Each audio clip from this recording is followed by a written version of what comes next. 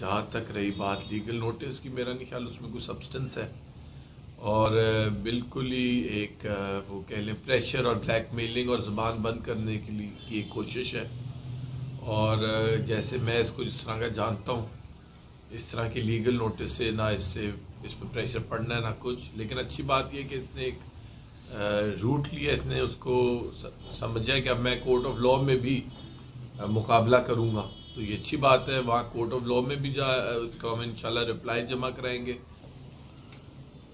جی، جس طرح آپ کو معلوم ہے کہ اقرار بھائی جو کہ مایناز اینکر ہیں، ایک میں نے ویڈیو کی تھی جس میں ایک خاتون ہیں جو کہ مسلسل 6 سال سے یہی الزام لگا رہی ہیں کہ اقرار نے میری بیٹی کی ڈونیشن کے پیسے کھائے ہیں، جس کے بعد یہ سٹوری میں نے کور کی آج سے 2 سال پہلے نیا پاکستان کے لیے۔ تو میں نے رابطہ کیا اقرار بھائی کے بڑے اچھے دوست یاسر شامی سے، ان کو کہا کہ یہ خاتون قسم اٹھانے کے لیے تیار ہے، سارے ثبوت اس کے پاس موجود ہیں۔ تو انہوں نے مجھے کہا کہ آپ اس کو اپلوڈ نہ کریں، اقرار بھائی آپ سے رابطہ کرتے ہیں، ساری چیزیں آپ کو سینڈ کرتے ہیں اور اس کے اوپر وہ آپ کو موقف دیتے ہیں۔ تو میں نے وہ ویڈیو اپلوڈ نہیں کی، اقرار بھائی کے ساتھ بات ہوئی یاسر شامی کے تھرو، SMS موجود ہیں، سارے ثبوت موجود ہیں۔ تو جس کے بعد وہ ویڈیو اپلوڈ نہیں کی، اس کے بعد کیا ہوا، دیگر لوگوں نے اس کے اوپر سٹوری کی اور پھر ان لوگوں سے یہ ویڈیو ڈیلیٹ کروائی گئی۔ اسی طرح یہ سلسلہ چلتا گیا۔ میں نے پھر موقف لینے کی کوشش کی، پھر یہ جاننے کی کوشش کی، لیکن وہاں سے کوئی رسپانس نہیں آیا۔ الٹا وہاں سے غصہ ہوا ایک انسان، میں اس کا نام نہیں لینا چاہتا ہوں۔ تو جس کے بعد خاتون مجھے مسلسل فون کر رہی تھیں، مسلسل مجھے کہہ رہی تھی کہ آپ نے بھی پیسے کھا لیے ہیں دیگر لوگوں کی طرح، آپ اس کے اوپر بات کیوں نہیں کر رہے ہیں۔ تو پھر تب میں وائٹ نیوز پہ تھا، تو وائٹ نیوز کے پلیٹ فارم سے میں نے وہ ویڈیو کی، میں نے دوبارہ رابطہ کیا، لیکن کسی نے اس کے اوپر کوئی موقف یا کسی نے رسپانس ہی نہیں کیا۔ اس کے بعد اقرار بھائی نے وہ میری ایک تصویر اپنے سریعام کے پروگرام میں چلا دی کہ یہ کچھ لوگ ہیں جو ان کے جا کے انٹرویوز کرتے ہیں۔ جس کے بعد میں نے دوبارہ جو ہے اس کے اوپر بات کرنے کی کوشش کی، رابطہ کرنے کی کوشش کی، لیکن کوئی رابطہ نہیں ہوا۔ اور کیا انہوں نے میرے سے موقف لیا تھا؟ میرے سے پوچھے بغیر انہوں نے جو تصویر چلا دی، جو وہ بات کر رہے ہیں، کیا وہ درست تھا؟ اس کے بعد ہی میں خاموش رہا، لیکن پھر مسلسل مجھے دھمکایا گیا، ڈرایا گیا۔ تو وہ ویڈیو میں نے ٹویٹ کر دی۔ ٹویٹ کرنے کے بعد جو ان کا موقف ہے، انہوں نے کہا کہ میں عدالت میں جاؤں گا۔ مجھے پھر کہا کہ آپ ویڈیو ڈیلیٹ کر دیں ورنہ آپ کے خلاف ہر جانے کا نوٹس جاری کر دوں گا، لیگل نوٹس۔ تو آگے سے پھر میں نے کہا اوکے۔ جس کے بعد 35 کروڑ ہر جانے کا نوٹس انہوں نے مجھے جاری کیا ہے۔ اور ایک صحافی جو ہے وہ صحافی کی زبان میں بات کرتا ہے، پابندیاں لگانا اور یہ حکومتوں کا کام ہوتا ہے، لیکن صحافی کا کام نہیں ہوتا۔ جس کے بعد یہ سارا معاملہ آپ کے سامنے ہے۔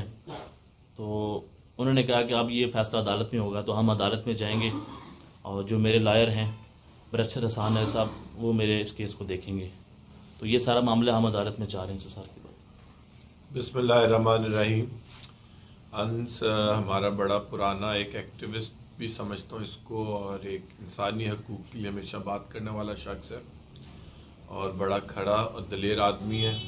میں تو خود بلکہ اس کو آزمایا ہے کئی انسانی حقوق کے کیسز میں، جس طرح کی صحافت اس نے کی ہے، جس طرح یہ کھڑا رہا ہے اور اس پہ پریشر آیا ہے۔ اور خوشی ہوئی کہ آج بھی ایک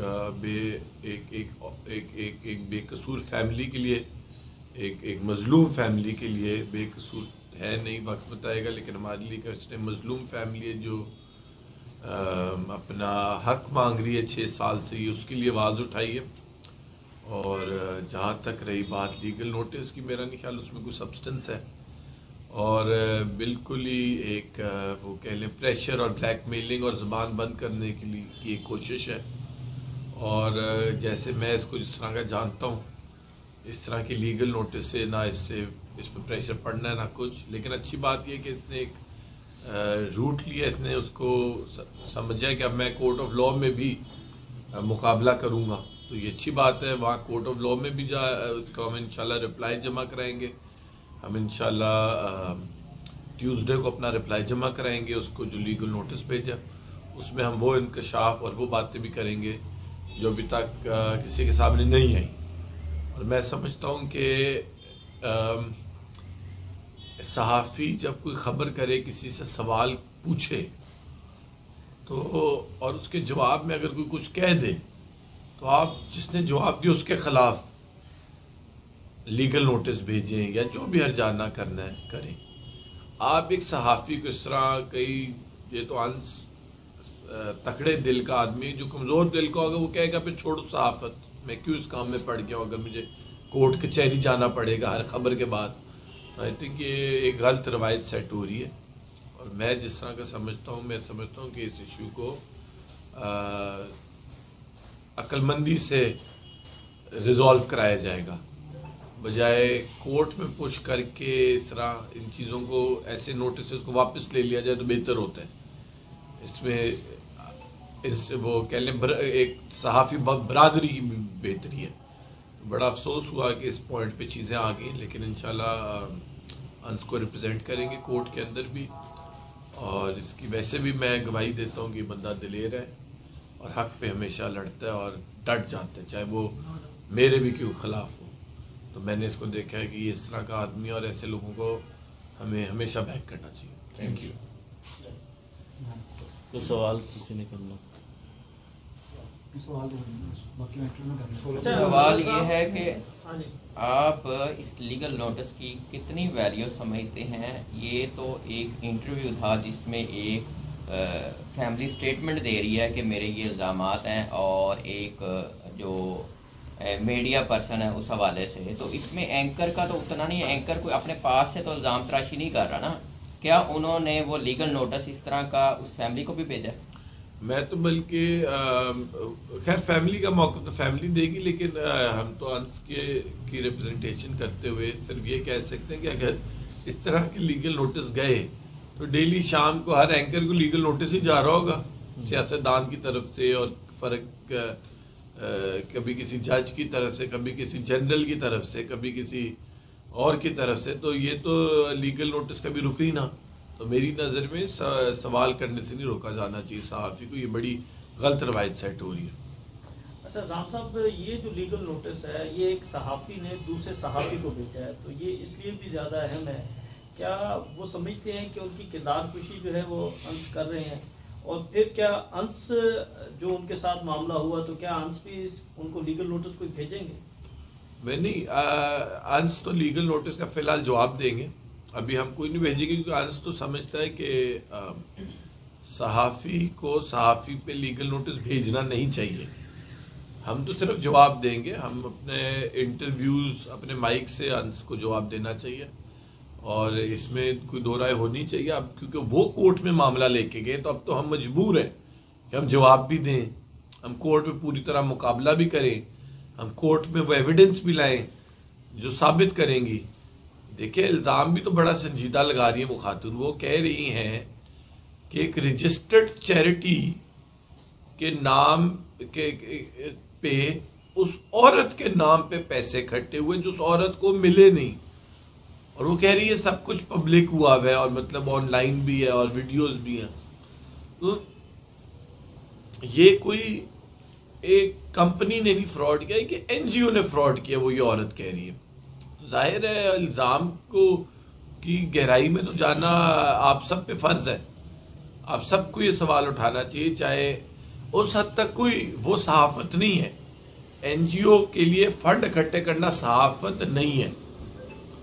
اگر عمران ریاض ہمارا بھائی سیلاب زدگان کے لیے پیسے اکٹھے کرتا وہ صحافت نہیں ہے، وہ انسانیت ہے، وہ فلانتھرپی ہے. یہ جو چیز ہے نا کہ سوال کیا اس عورت سے، وہ صحافت تھی.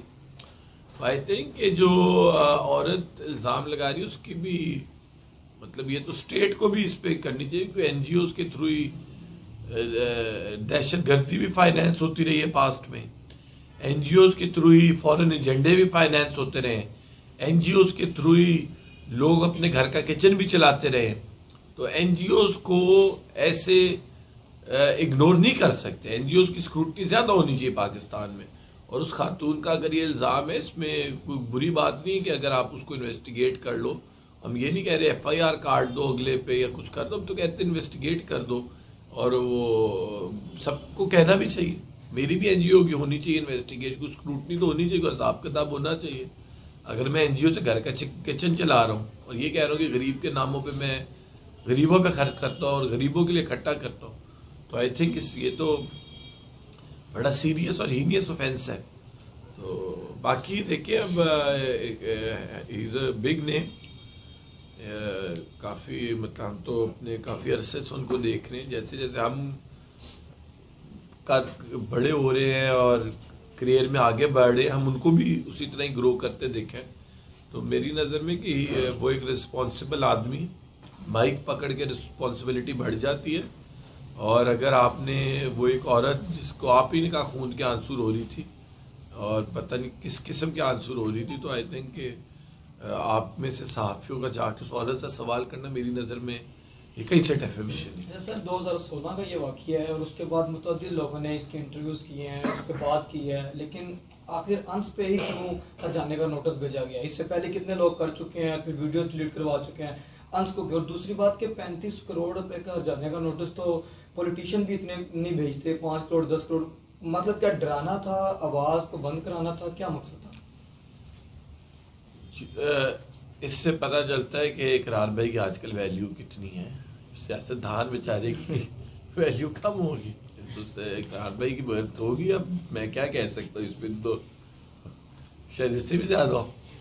تو وہ تو ان کے انس آپ کریں گے, آپ کی جو تصویر آپ سے پیچھے بغیر چلائی گئی ہے تو آپ اس پہ کوئی ایکشن لیں گے؟ ان سے ڈسکس کروں گا میں, تو جو یہ کہیں گے ہم اس کے مطابق یہ چیزیں چلائیں گے انشاءاللہ. ٹھیک ہے, سوال کر دو اتنے کچھ جیسے کرایا